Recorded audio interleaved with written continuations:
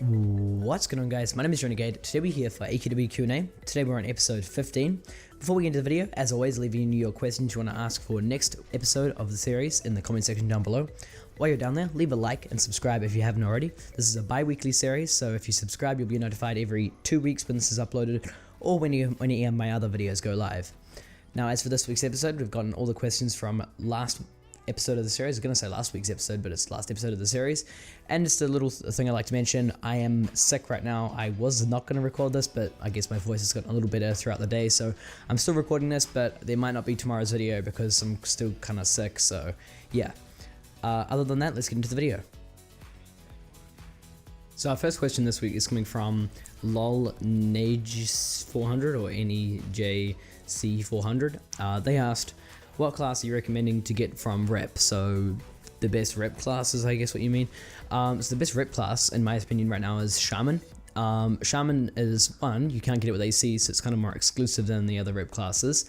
And two, it's a really good class. It's got really solid survivability. It's got really solid damage output, as well as the fact that it's AoE, so it's kind of really good for soloing and farming.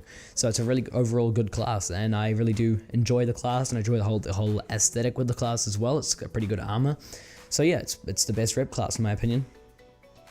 So the next question is coming from Casper Kalgren, and they asked, what should Artix Entertainment do to save AQW from dying? And so AQW currently, in my opinion, is kind of on the way out. It's not really that fun to me anymore. It's lost a lot of what I thought was unique about the game, in my opinion. It's also because I've played other games and stuff now. I've played quite a few other games in the time between when I was playing when I was quite young and then now playing as I'm a little bit older. But honestly, to me, AQW isn't that fun. I've said it before in other videos that I just enjoy making videos for it. I don't really particularly enjoy playing the game itself. But to make it more fun, to prevent it from dying, obviously, I guess those two things tie together.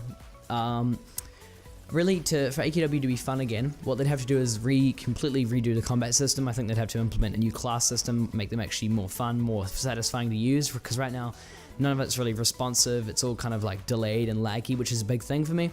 A class that's fun for me now is something that's responsive and is sort of fluid, and right now nothing is fluid. You don't feel like you're in control of anything, especially with auto attack animations and everything like that. It's a very complex and in-depth answer that I have to give for this question, but honestly, I think they just have to redo the engine for the game, the underlying engine. So that's the sound, the graphics, the combat, everything would have to be completely redone from scratch, in my opinion, not just ported over to a new system. So yeah, that's basically what I think they'd have to do, but it'd have to be a lot more than that as well. They'd have to completely basically they'd have to remake the entire game from scratch, redo everything. So I might actually do a separate video on that at some point. But yeah, that was a really good question, and that was coming from Casper Kalgren. Sorry if you can hear the rain on my roof, by the way. It just started raining at my house. The next question is coming from the Snox AE, and they asked, what is your three favorite AE games, and what is your favorite 3 games? So, my 3 favorite AE games, well, I mean, I haven't played any other AE games apart from AQW, so I guess number 3 is AQW, number 2 is AQW, and number 1 is AQW, so yeah. 3 other favorite games of all time is where it gets a bit more interesting. For my number 1 would be Undertale. That was a really good game, in my opinion. I really like that game. Number 2 would be, I'd probably put it at Brothers: A Tale of Two Sons. Was a really good game. It's kind of an interesting one. Not many people know about that game. It's a really good game. Brothers: A Tale of Two Sons, if you haven't heard of it before. It's really unique. You have to use a controller to play it. It's available on Xbox 360 and PC. Basically how it works is you control 2 brothers with 2 analog sticks, and you interact with them with the triggers, with the environment, and you have to try and save your father, pretty much. That's pretty much how the game works without spoiling anything. It's kind of a puzzle solving game, but it's a lot more than that as well. A really good game as well as Undertale. That's number 2. Number 3 would probably be, I don't know, I kind of want to say Battlefield 3, because I just really like the Battlefield franchise, and it's kind of the best Battlefield game that I've played. So yeah, I'll probably say Battlefield 3 is my 3rd favorite game, although I don't really think about it too much, so if I ever came back to this question or answered it again at some point, I probably might give different answers, but number 1 would definitely be Undertale. This next question is coming from Pixel, and they asked, what do you think about private servers for AQW? What is your opinion about them right now? So I've not really dabbled with private servers all that much, but I generally know about them a little bit. I know that they are servers that people have made. They are like basically AQW clones, but they sometimes like rip art from the servers. Here's the thing. Here's my opinion on them.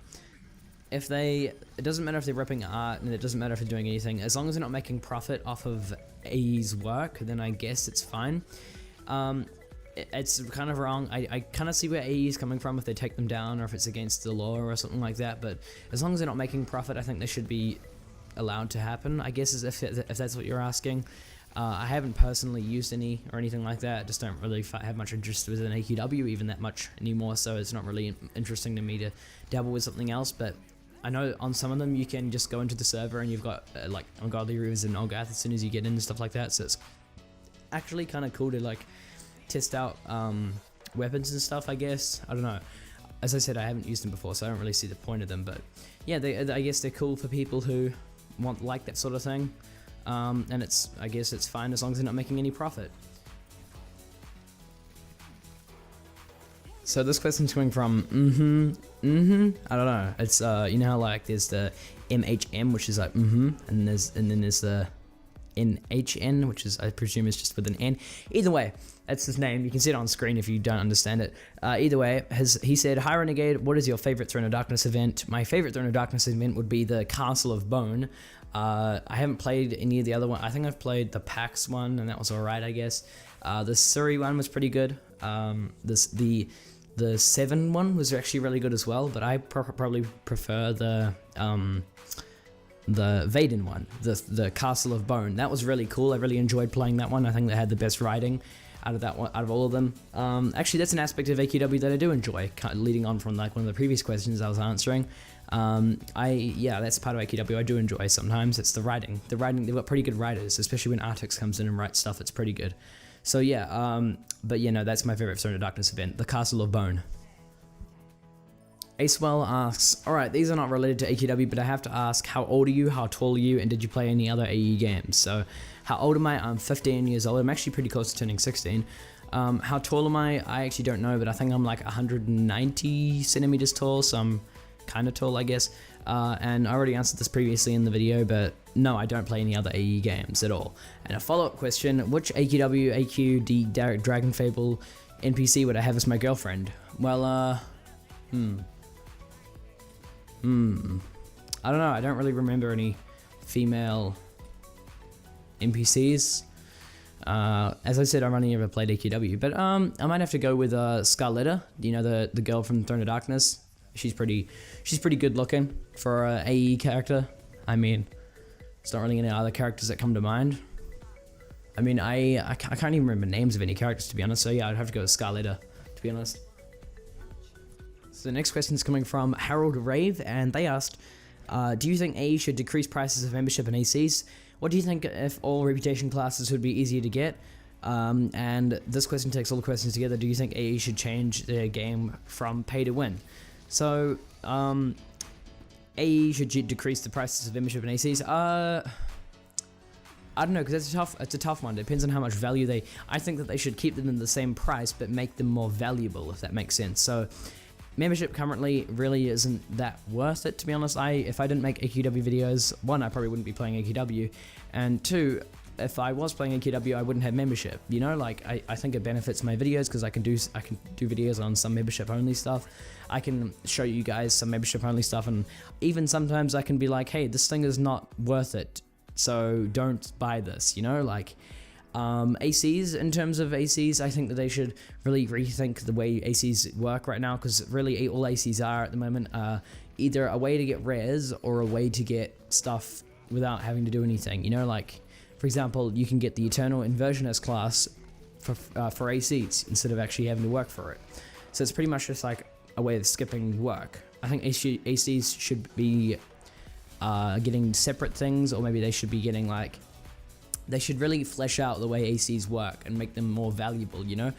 So, yeah, no, I don't think they should decrease the prices, but I think they should make the membership and ACs more valuable. What do you think if all reputation classes would be easy to get?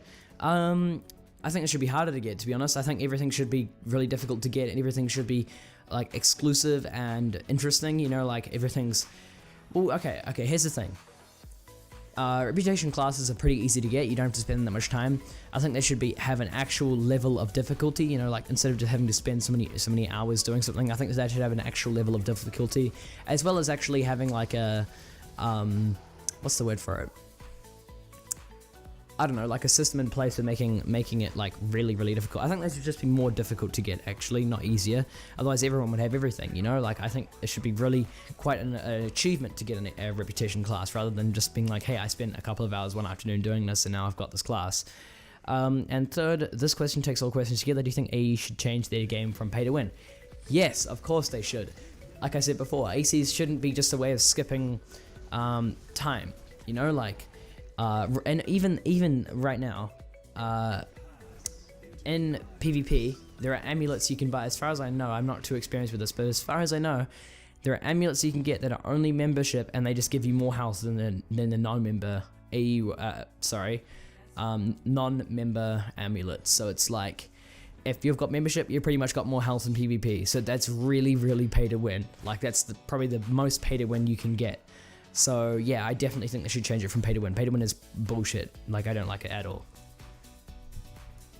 And finally this week, our last question is coming from A1X Gaming, and they asked, what was your first class? So my first class was actually healer.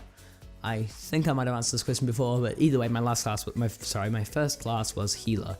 I actually started playing AQW because people in my class it was 7 years ago maybe.